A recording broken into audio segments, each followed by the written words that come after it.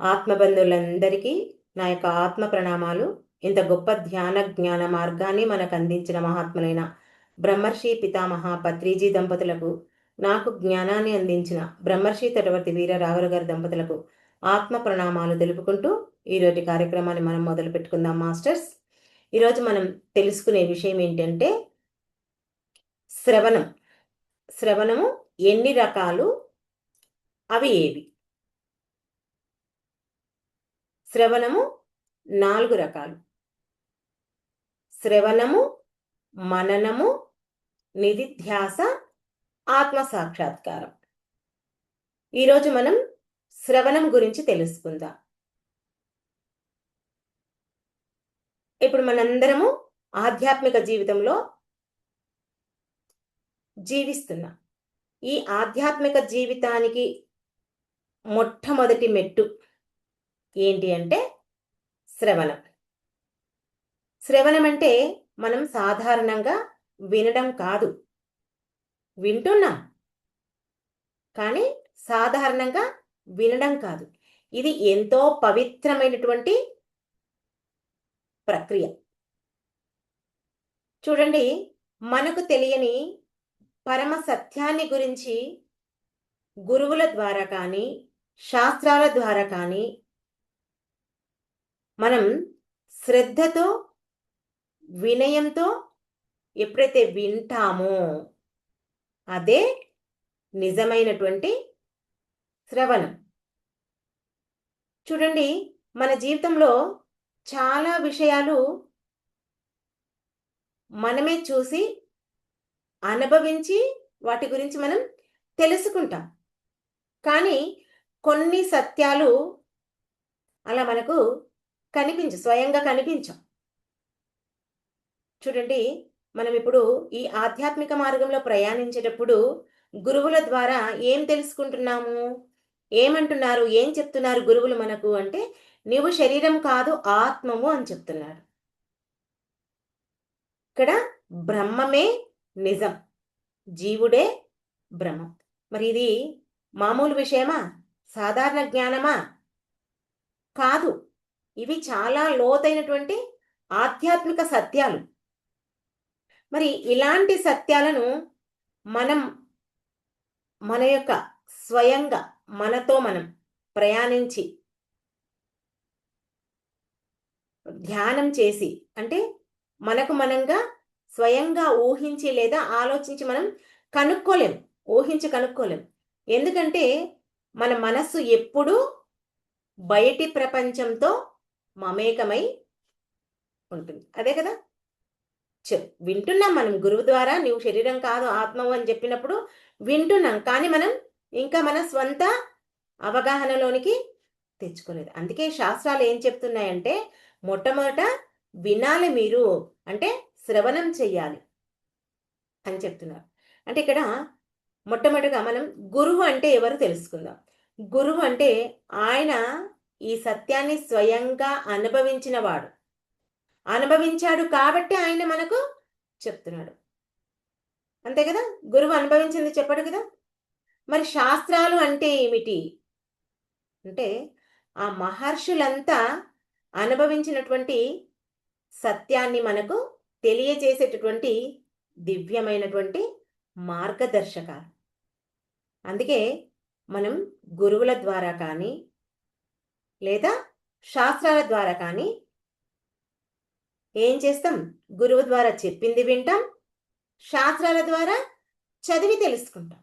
అంటే మొత్తానికి వినడం మొదలు పెడతాం. ఇక్కడ ఇది మనలో ఒక కొత్త దృష్టిని తీసుకొస్తుంది. అంతే కదా, ఎప్పుడు వినని మాటల్ని వింటే ఏమవుతుంది? కొత్త దృష్టి మొదలవుతుంది. చూడండి, ఉదాహరణకు ఒక మనిషి ఎప్పటి నుంచో తనకు తానుగా నేను పేదవాడిని అని అనుకుంటున్నాడు. ఒకరోజు ఆయన దగ్గరికి ఎవరో వచ్చి నీ దగ్గర ఎంతో ఖజానా ఉంది అని చెప్పాడనుకో, అతనికి ఏమవుతుంది? మొట్టమొదట ఎంతో ఆశ్చర్యాన్ని కలుగుతుంది. ఇక్కడ చిన్న ఒక స్టోరీ తెలుసుకుందాం, మనకు బాగా అర్థమవుతుంది. ఒక వ్యక్తి పేదరికంతో ఎంతో అలమటిస్తుంటాడంట. అలమటించడమే కాకుండా ఆ భగవంతుణ్ణి ఎప్పుడు నిందించుకుంటూనే ఉంటాడంట. ఎలా అంటే, నేను ఎన్నో రకాలుగా భగవంతుని పూజిస్తున్నాను, తలుచుకుంటున్నాను, ప్రార్థిస్తున్నాను. నా పైన ఆ భగవంతుడికి దయ లేదు. నా మీద ఇంత కూడా ఏమీ దయ చూపించట్లేదు, నాకు ఏమీ ఇవ్వట్లేదని నానా రకాలుగా అతడు భగవంతుణ్ణి నిందిస్తుంటాడంట. నిందిస్తుంటే అతడు ఇంకా లోపల అనుకోవడం కాదు, బయటికేనే నిందిస్తుంటాడంట. రోజు అలా నిందిస్తుంటే ఒక యోగి అటుగా పోతుంటే ఒక 2, 3 రోజుల నుంచి అబ్జర్వ్ చేసింటాడు. సరే ఇతనికి ఎలాగైనా సరే భగవంతుని యొక్క గొప్పతనం తెలపాలి అని చెప్పేసి ఆయన ఏం చేసిండంట, దగ్గరికొచ్చి, నీకు భగవంతుడు ఏమీ ఇవ్వలేదంటున్నావు కదా, సరే నీకు డబ్బులే కదా కావాల్సింది, నీకు నీకు ₹1,00,00,000 ఇస్తాను, నీ కండ్లని ఇస్తావా అంటాడంట. అప్పుడు అతడు అంటాడంట, ఏంటి, నువ్వు ₹1,00,00,000 ఇస్తావు కరెక్టే, కానీ కళ్ళు లేకపోతే నేను ఆ ₹1,00,00,000 తీసుకొని ఏం చేయాలి అని అంటాడంట.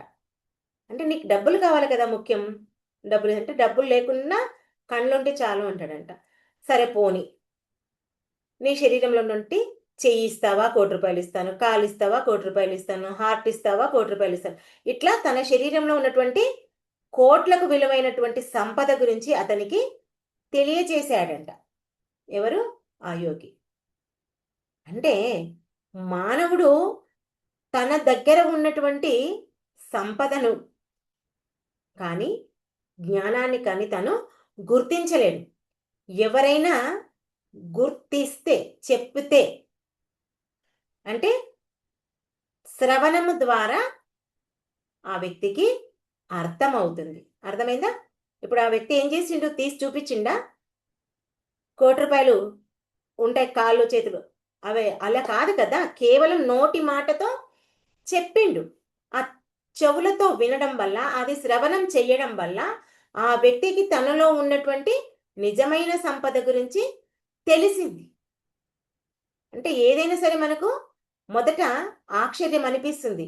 నిజంగా దాని గురించి మనం ఆలోచిస్తే, ఇప్పుడు చూస్తున్నాం కదా, ఎవరికైనా కిడ్నీ ఫెయిల్ అయితే 50,000 ఇస్తావా, 1,00,000 ఇస్తావా, ఎవరిదైనా కిడ్నీ వేస్తామంటారు. ఉన్నంత వరకు దాని విలువ తెలియదు, లేనప్పుడే దాని విలువ తెలుస్తుంది. అలా ఆ శ్రవణం ద్వారా ఆ వ్యక్తి తెలుసుకొని తాను రియలైజ్ అయ్యిండు. అదేవిధంగా ఇక్కడ గురువు చెప్తున్నాడు. ఏం చెప్తున్నాడు?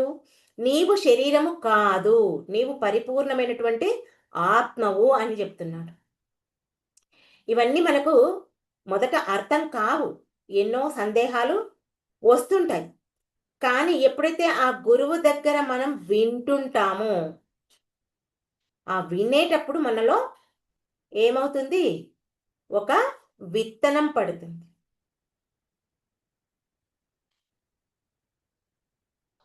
మనం చెట్లు వేయడానికి ఎన్నో విత్తనాలు వేస్తాం. అన్ని మనం వేసిన విత్తనాలన్నీ మొలకెత్తుతాయా? మొలకెత్తవు. అందులో కొన్ని మాత్రమే మొలకెత్తుతాయి. అలాగే గురువు ఎన్నో మాటలు మనకు చెప్తుంటాడు. అలా నీవు శరీరం కాదు, ఆత్మవు అనే విత్తనం ఎప్పుడైతే చెప్తాడో, ఆ మాట చెప్తాడో, ఆ విత్తనం మొలకెత్తడం, నాటుకోవడం మొదలవుతుంది. ఎప్పుడైతే ఆ విత్తనం నాటుకొని మెల్లిగా ఏమవుతుంది? పైకి ఎదుగుతుంది. ఆ విత్తనం తర్వాత ఆ విత్తనం ఎప్పుడైతే మనలో నాటుకుపోయిందో, ఆ తర్వాత మనం మననం చేస్తాం. అంటే దాని గురించి ఆలోచిస్తాం. ఆ తర్వాత నిధిధ్యాసనం. వీటి గురించి మనం తర్వాత నిదానంగా తెలుసుకుందాం. ఇప్పుడు ఓన్లీ శ్రవణం గురించే మాత్రమే చెప్తున్నాను. దాని తర్వాత నిధిధ్యాసనం. నిధిధ్యాసనం అంటే ధ్యానం చేస్తాం. దాని తర్వాత అది పెరిగి చివరికి మన అనుభవంగా మారుతుంది. అందుకే ఇక్కడ ఒకటి విషయం గుర్తుపెట్టుకోండి. శ్రవణం ఎంతో ముఖ్యమైనది. అంటే గురువు చెప్పిన మాటలు వినడం మనం ఎంతో జాగ్రత్తగా వినాలి. ఆ వినడమే ఎంతో ముఖ్యమైనది. ఇది లేకుండా ఈ ఆధ్యాత్మిక మార్గంలో మనం ఒక్క అడుగు కూడా ముందుకు వెయ్యలేం. ఇక మీకు పూర్తిగా క్లియర్ కట్గా చెప్పాలంటే, మనకు తెలియని సత్యాన్ని మనం మన జీవితంలో తెలుసుకోవాలంటే ఏదైనా సరే మొట్టమొదట వినాలి. అది ప్రాపంచికంలో అయినా సరే, ఆధ్యాత్మికంలో అయినా సరే. కానీ మనం ఇప్పుడు ఆధ్యాత్మిక మార్గంలో నడుస్తున్నాం కాబట్టి మనం భగవంతుని గురించి తెలుసుకోవాలి. ఇక్కడ గురువు ఇంకా శాస్త్రం ఇవి మాత్రమే ఆ సత్యాన్ని, అంటే ఏ సత్యాన్ని? నీవు శరీరం కాదు ఆత్మవనే సత్యాన్ని సరిగ్గా మనకు చూపిస్తాయి. మనం ఎప్పుడైతే శ్రద్ధతో వింటామో ఆ వినడం ద్వారా మనలో ఆ జ్ఞానం అనే విత్తనం వేయబడుతుంది. అదే విత్తనం మన జీవితం మొత్తాన్ని మార్చుతుంది. అంతే కదా? ఇన్ని రోజులు మనం ఎలా ఉన్నాము? ధ్యాన మార్గంలోకి రాకముందు, వచ్చిన తర్వాత మన జీవితం ఎంతగా మారింది. ఎవరికి వాళ్ళం మనం గమనించుకుంటే చాలు. జీవితం యొక్క విలువ కానీ, మనం జీవించే విధానం కానీ ఎన్నో రకాలుగా మనలో మార్పు వచ్చింది. ఇదే శ్రవణం యొక్క గొప్పతనం. శ్రవణం అంటే ఆషామాషి కాదు. మనమేం పొద్దుపోక ఈ జూమ్ పెట్టుకొని కూర్చోవట్లేదు. నేను కానీ, మీరు కానీ. అవునా కాదా? ఎన్ని విషయాలు తెలుసుకుంటున్నాం. మరి ఇదే శ్రవణం, మనం శ్రవణం అంటే వినడం అంటున్నాం. ఈ వినడమే మనకు 3 రకాలుగా ఉంటుంది. అర్థమైందా? శ్రవణము 3 రకాలుగా ఉంటుంది. ఏంటి అంటే, 1 అధమ శ్రవణం, 2 మధ్యమ శ్రవణం, 3 ఉత్తమ శ్రవణం. అధమ శ్రవణం, మధ్యమ శ్రవణం, ఉత్తమ శ్రవణం.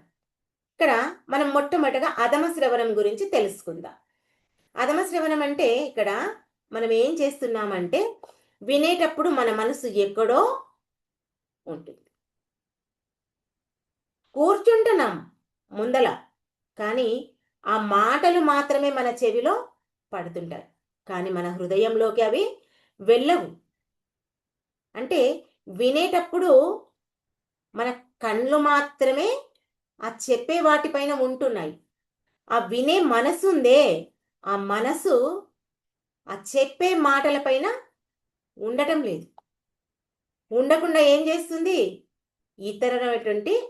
ఇతరమైనటువంటి ఆలోచనలు ఆలోచిస్తుంటాం.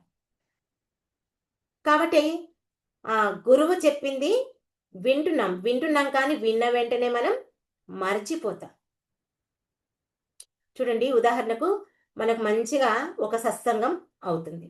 ఆ సత్సంగం వినడానికి మనం కూర్చున్నామని అనుకోండి. అయితే ఆ కూర్చున్నాం ముందల, కానీ రేపు ఏం పని చేయాలి, రేపు పొద్దున ఎన్నిటికి లేయాలి, రేపు పలానా దగ్గర ఫంక్షన్ ఉంది, ఆ ఫంక్షన్కి ఎన్నిటికోవాలి, ఇంట్లో ఉన్న వాళ్ళకు ఏం కూరగాయలు చేసి పెట్టాలి, అత్తమ్మకి ఏం చేయాలి, ఆడబిడ్డకి ఏం చేయాలి, ఇలా అనేక రకమైనటువంటి ఆలోచనలు. పేరుకు జూమ్ క్లాస్లో కూర్చున్నాం. వంట గురించో, సమస్యల గురించో, కష్టాల గురించో, నష్టాల గురించో, బాధల గురించో ఏవో ఒకటి ఆలోచిస్తున్నాం. ఇంకా ఇలా ఆలోచించుకుంటూ కూర్చుంటే ఆ చెప్పింది మనకేమైనా అర్థమవుతుందా? ఏమీ అర్థం కాదు. ఇదే అధమ శ్రవణం అంటే. ఈ అధమ శ్రవణం చేయడం వల్ల మనలో ఏమైనా మార్పు వస్తుందా? మరి ఎలాంటి మార్పు రాదు. మనకింకా ఆధ్యాత్మికంలో కూడా ఎలాంటి లాభం ఉండదు. ఈ అధమ శ్రవణం చేసినా ఒకటే, చెయ్యకపోయినా ఒకటే. మరి ఇంకా మధ్యమ శ్రవణం. ఇక్కడ ఈ మధ్యమ శ్రవణంలో మనసుతో శ్రద్ధగా వింటాం, కానీ ఆ విన్నదాన్ని పూర్తిగా మనం జీర్ణం చేసుకోవాలి. ఎందుకంటే వినేటప్పుడు శ్రద్ధ ఉంటుంది, ఆ విన్నది కొంచెం అర్థమవుతుంది, కానీ ఆ విన్న తర్వాత కొద్ది రోజులు మాత్రమే గుర్తుంటుంది. ఆ ఎప్పుడైతే గుర్తు లేకుంటుందో దాన్ని మన జీవితంలో మనం అమలు చేయగలుగుతామా? అమలు చేయలేము. అంటే ఇప్పుడు మన గురువు ద్వారా మనం తెలుసుకున్నాం ఏమని, ధర్మం పాటించాలి, కోపాన్ని తగ్గించుకోవాలి అనే జ్ఞానం వింటున్నాం, అర్థం చేసుకుంటున్నాం. కానీ జూమ్ క్లాస్ అయిపోయిన వెంటనే మన రోజువారీ జీవితానికి మనం వెళ్ళామనుకోండి, అక్కడ ఏదో జరిగింది మన జీవితంలో, వెంటనే మనకు మళ్ళీ ఆ కోపం వస్తుంది. అదే తప్పు మనం చేస్తున్నాం. వింటున్నావు, కొంతకాలం గుర్తుపెట్టుకుంటున్నావు, తర్వాత మర్చిపోతున్నాం. ఇదే మధ్యమ శ్రవణం. దీనివల్ల మనకేంటి ఫలితం అంటే, మనం ఆధ్యాత్మికంగా కొంచెం పురోగతి చెందుతాం. కానీ మనలో పూర్తి మార్పు అనేది మనకిక్కడ ఉండదు. ఎక్కడ? మధ్యమ శ్రవణంలో. మరి నెక్స్ట్ ఉత్తమ శ్రవణం. ఈ ఉత్తమ శ్రవణంలో మనం హృదయంతో వింటాం. విన్నది కాకుండా ఆలోచిస్తాం. ఆలోచించడం కాకుండా మన జీవితంలో మనం అమలు పెట్టుకోవడం చేస్తాం. అంటే ఇక్కడ మనం పూర్తిగా ఏకాగ్రతతో విన్నది, దాని గురించి లోతుగా మనం ఆలోచిస్తాం. ఆలోచించి మన జీవితంలో ఆచరణలో పెట్టుకొని మన యొక్క జీవితాన్ని ముందుకు తీసుకెళ్తాం. అప్పుడు ఏమవుతుంది? మన మనసు కూడా పూర్తిగా మారిపోతుంది. అందుకే మనం ప్రతిరోజు వినాలి. అంటే ఇక్కడ గురువు ఏం చెప్తున్నాడు? ఉదాహరణకు భగవద్గీతలో మనకేం చెప్పాడు శ్రీకృష్ణ భగవానుడు? కర్మ చెయ్యాలి కానీ ఫలితం మీద ఆశ పెట్టుకోవద్దు అనే చెప్తున్నారు. అదే జ్ఞానం విన్నామనుకోండి, ఇంకా ఆ మాటను ఏంటి, కర్మ చెయ్యాలి కానీ ఫలితం పైన ఆశ పెట్టుకోవద్దు, ఆ జ్ఞానాన్ని మన యొక్క గుండెల్లో పెట్టుకొని మన రోజువారీ జీవితంలో కనుక మనం దాన్ని ఆచరించామనుకోండి, అప్పుడు నిస్వార్థంగా మనం పని చేయడం ప్రారంభిస్తాం. ఇక్కడ మనకేంటి ఫలితం అంటే, మన మనసు పవిత్రంగా ఉంటుంది, మన జీవితము మారుతుంది, మనం ఆత్మజ్ఞానంలో ముందుకు వెళ్ళడానికి 100కి 100% మనకు సాధ్యమవుతుంది. చూడండి, మన జీవితంలో చాలాసార్లు ఎన్నో విషయాలు వింటున్నాము, ఆచరించాలి అనుకుంటున్నాం. కానీ ఇక్కడ నిజంగా చూస్తే మన చెవులు మాత్రమే వింటున్నాయి, కానీ మన మనస్సు వేరే చోట వింటుంది. అందుకే దీన్ని అధమ శ్రవణ స్థితి అంటారు. ఇక్కడ మనం కొంచెం కూడా అభివృద్ధి చెందాం. ఎందుకంటే మనసు వింటుంది కానీ జీవితం మారదు. మరి మధ్యమ శ్రవణంలో వింటాము, కొంచెం మన యొక్క జీవితం మారుతుంది. ఆ విని కొంచెం మారడంలో ఏదో ఒకరోజు ఆ మాటలు మన హృదయాన్ని తాకుతాయి. ఆ తాకడం వల్ల ఆ మాట ద్వారా మన జీవితం పూర్తిగా మారడానికి అవకాశం ఉంటుంది. చూడండి, ఒక విషయం గుర్తుపెట్టుకోవాలి. ఈ ఉత్తమ శ్రవణం చేసేటప్పుడు మనం ఫోన్ అంటే ఇక్కడ వింటుంటాం, విని ఏం చేస్తాం, ఫోన్ ముందర పెట్టుకుంటాం, చెవులు వింటుంటాయి, ఫోన్లో ఏదో ఒకటి చూస్తుంటారు చాలామంది. ఫోన్ కాకపోయినా ఇప్పుడు మీరే ఉన్నారు, ఇక్కడ నేను చెప్తున్నా మీరు వింటున్నారు, పక్కన ఎవరితోనో ఏదో మాట్లాడుతుంటారు, అది క్లియర్గా తెలుస్తుంది. పోనీ నాకు తెలియకపోయినా మీ ఆత్మపై మీరు చెయ్యేసుకొని చూసుకోండి, మనం ఎంత శ్రద్ధగా వింటున్నాము ఇక్కడ కూర్చొని క్లాస్ అని. ఇక్కడే మీకు తెలిసిపోతుంది, మీరు ఉత్తమ శ్రవణం చేస్తున్నారా, మధ్యమ శ్రవణం చేస్తున్నారా, అధమ శ్రవణం చేస్తున్నారా అనేది మీకే తెలుస్తుంది. ఈ ఉత్తమ శ్రవణం సాధించడానికి మనం చాలా చాలా ఎరుకతో ఉండాలి, జాగ్రత్తతో ఉండాలి. ఎందుకంటే మనం ఎప్పుడైతే ఈ ఉత్తమ శ్రవణం చేస్తామో అక్కడ గురువు చెప్పినటువంటి ప్రతి ఒక్క విషయాన్ని మనం ఆచరణలో పెట్టడానికి చూస్తాం. ఈ ఉత్తమ శ్రవణం అనేది వింటే కాదు, మనలో మార్పు రావాలి. మార్పు వస్తేనే నీవు ఉత్తమ శ్రవణం చేసినవి. ఈ ఉత్తమ శ్రవణం మన జీవితాన్ని పూర్తిగా మార్చేస్తుంది. మనం ఆధ్యాత్మికంగా ఎదగడానికి ఎంతో ఎంతో మనకు అవకాశం ఉంటుంది. ఎప్పుడైతే ఆ ఉత్తమ శ్రవణం జ్ఞానంగా మారుతుందో ఆ జ్ఞానమే మనకు అనుభవంగా మారుతుంది. ఆ అనుభవమే మనకేమవుతుంది? ఆత్మ సాక్షాత్కారం కావడానికి పూర్తిగా సహాయపడుతుంది.